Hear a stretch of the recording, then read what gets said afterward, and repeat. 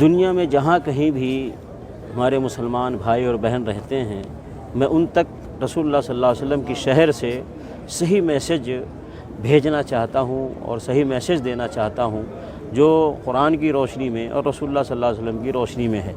دیکھیے، ہمارے یہاں بہت ساری ایسی چیزیں پھیلائی گئی ہیں عہد نامہ کے نام پر، عہد نامہ کے نام پر۔ یہ دیکھیے، یہ عہد نامہ ہے، اور اسی طریقے سے یہ کتاب ہے، اور یہ ایک مدنی پنج سورہ کے نام پر، اور اس کے اندر بھی یہ عہد نامہ ہے۔ دیکھیے، اب یہ عہد نامہ لوگوں نے بنایا ہے، اور بنا کر اس کی فضیلت اپنی طرف سے انہوں نے بنائی ہے فضیلت کو، اور پھر انہوں نے یہ بتایا ہے کہ اس عہد نامہ کے بارے میں انہوں نے کیا لکھا ہے۔ دیکھیے، لکھتے ہیں کہ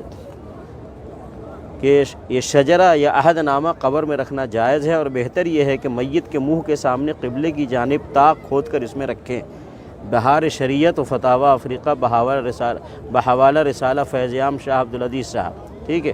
اور پھر یہاں لکھا ہے کہ امام صفار نے ذکر کیا کہ اگر میت کی پیشانی یا امامہ یا کفن پر عہد نامہ لکھا جائے تو امید ہے کہ اللہ تعالیٰ اس میت کو بخش دے اور عذاب قبر سے معمون فرمائے۔ یہاں پہ بھی وہی باتیں سب لکھی گئی ہیں۔ دیکھیے، جو ہر نماز یعنی فرض و سنتیں وغیرہ پڑھنے کے بعد عہد نامہ پڑھے، فرشتہ اسے لکھ کر مہر لگا کر قیامت کے لیے اٹھا رکھے۔ سمجھ گئے؟ یعنی اپنی طرف سے انہوں نے فضیلت بنائی ہے۔ پھر یہاں لکھا ہے بہتر یہ ہے کہ عہد نامہ بلکہ شجرہ وغیرہ میت کے منہ کے سامنے قبلے کی جانب قبر کی اندرونی دیوار میں طاق کھود کر اس میں رکھے۔ دیکھیے، اب یہ عہد نامہ کیا ہے؟ ہمارا اسلام میں عہد نامہ کوئی چیز نہیں ہے۔ اسلام میں جو عہد نامہ وہ یہ ہے کہ ہم نے لا الہ الا اللہ پڑھا ہے، محمد رسول اللہ پڑھا ہے، ہم نے یہ عہد کیا ہے اللہ رب العالمین سے کہ ہم اللہ رب العالمین ہی کی عبادت کریں گے، اور اللہ کے رسول محمد صلی اللہ علیہ وسلم کو ہم رسول سمجھتے ہیں، تو محمد رسول اللہ صلی اللہ علیہ وسلم کے طریقے کے مطابق ہی ہم اللہ کی عبادت کریں گے۔ تو یہ کلمہ خود ایک عہد نامہ ہے۔ اب اس کلمے کے مطابق چلنا ہے، قرآن مجید کو پڑھ کر سمجھ کر اس کے مطابق چلنا ہے، اور اسی طریقے سے رسول اللہ صلی اللہ علیہ وسلم کی ارشادات ہے، فرامین ہے، ان کا طریقہ ہے، ان کی سنت ہے، اس کے مطابق چلنا ہے۔ اللہ رب العالمین نے کیا فرمایا ہے؟ بلا من اوفى بعهده واتقى فإن الله يحب المتقین، یہ آل عمران میں یہ آیت ہے۔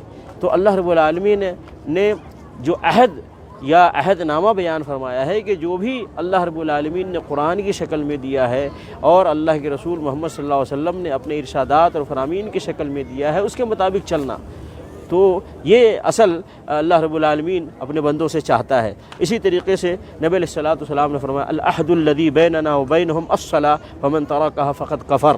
یہ مسلم شریف میں حدیث ہے کہ ہمارے نبی صلی اللہ علیہ وسلم فرما رہے ہیں کہ ہمارے اور کافر کے بیچ میں جو عہد ہے، پیمان ہے، وہ نماز ہے۔ فمن ترکہا فقد کفر، جس نے نماز کو چھوڑ دیا اس نے کفر کیا۔ مسلم شریف میں حدیث ہے۔ تو کوئی عہد نامہ اللہ نے نہیں نازل کیا ہے، کوئی عہد نامہ رسول اللہ صلی اللہ علیہ وسلم نے نہیں امت کو دیا ہے، کوئی عہد نامہ صحابہ کرام کی زندگی میں نہیں تھا، تابعین کی زندگی میں نہیں تھا، امام ابو حنیفہ، امام شافعی، بلکہ شیخ عبد القادر جیلانی رحمۃ اللہ علیہ عہد نامہ وغیرہ کچھ نہیں جانتے، ان کی زندگی میں ساری چیزیں نہیں تھی۔ یہ سراسر ایک ایسی چیز ہے جس کو لوگوں نے بنایا ہے، اور بنا کر کے امت میں پھیلایا ہے، اور امت میں پھیلا کر لوگوں کو غلط راستے کی طرف لے جا رہے ہیں۔ صحیح یہ ہے کہ یہ عہد نامہ قبر میں رکھ دو، عہد نامہ کفن پہ لکھ دو، عہد نامہ یہ امامے پہ لکھ دو، اس سے کوئی فائدہ نہیں ہوگا۔ فائدہ ہوگا جب اللہ کے حکم کے مطابق اللہ کی عبادت کریں گے، اللہ کے رسول محمد صلی اللہ علیہ وسلم کے طریقے کے مطابق اپنی زندگی گزاریں گے، تو اس کا فائدہ ہوگا۔ اسی لیے اللہ رب العالمین نے قرآن مجید میں کیا فرمایا؟ یا ایھا الذین آمنوا اطیعوا اللہ واطیعوا الرسول وَمَن يُطِعِ اللَّهَ وَرَسُولَهُ فَقَدْ فَازَ فَوْزًا عَظِیمًا۔ جو اللہ اس کے رسول کی اطاعت کرے گا وہ عظیم کامیابی پائے گا۔ اللہ اور اللہ کے رسول صلی اللہ علیہ وسلم کی اطاعت کرنے والے کو کامیابی ہے، عہد نامہ رکھنے سے کوئی کامیابی نہیں ملے گی۔ نبی علیہ الصلوۃ والسلام نے فرمایا من اطاعنی دخل الجنہ، جس نے میری اطاعت کی وہ جنت میں گیا۔ عہد نامہ سے کوئی فائدہ نہیں ملے گا، رسول اللہ صلی اللہ علیہ وسلم کی اطاعت کرنے سے فائدہ ملے گا، رسول اللہ صلی اللہ علیہ وسلم کے طریقے پر چلنے سے فائدہ ملے گا، رسول اللہ صلی اللہ علیہ وسلم کے طریقے کے مطابق اپنی زندگی کو ڈھالنے سے فائدہ ملے گا، عہد نامے سے کوئی فائدہ نہیں ملے گا۔ اس لیے اللہ کے بندوں، محمد رسول اللہ صلی اللہ علیہ وسلم کی امتیوں، اس عہد نامے سے بچو۔ یہ دھوکہ ہے، یہ فراڈ ہے، یہ جھوٹ ہے، یہ اسلام نہیں ہے۔ اللہ ہم سب کو اس کی توفیق عطا فرمائے۔